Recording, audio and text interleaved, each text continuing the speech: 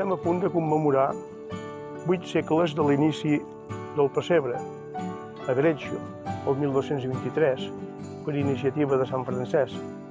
nostra mare. Els frares caputxins hem estat uns grans propagadors i animadors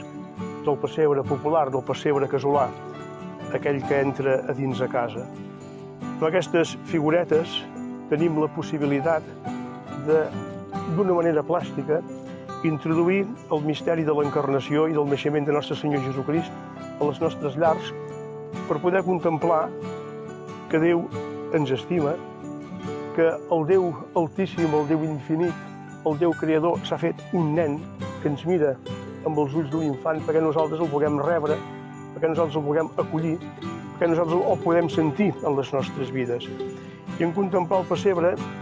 hi contemplem que Déu sempre està amb nosaltres i que Déu ens acompanya sempre. I amb aquests elements que ens dona la naturalesa, els suros, les pedres, els branquillons, articulats d'una manera ingènua però també intel·ligent, construïm aquests pessebres populars, casolans, que ens conviden a deixar entrar Jesús en les nostres vides, en els nostres paisatges, en les nostres tradicions, com si fos una encarnació continuada, i d'aquesta manera poder percebre que Jesús entra en la nostra història,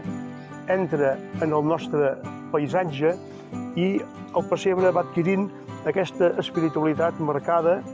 per la nostra tradició, aquests pessebres casolans que ens fan tan entranyable la presència de Jesús, que tant de bo aquest Nadal i sempre continuem construint el pessebre i tinguem aquesta experiència de fer-nos-hi presents amb els pastors adorant aquest Jesús que ens estima i que per amor entra en el nostre món per donar-nos la vida, la salvació i d'alguna manera continuar amb aquesta tradició franciscana de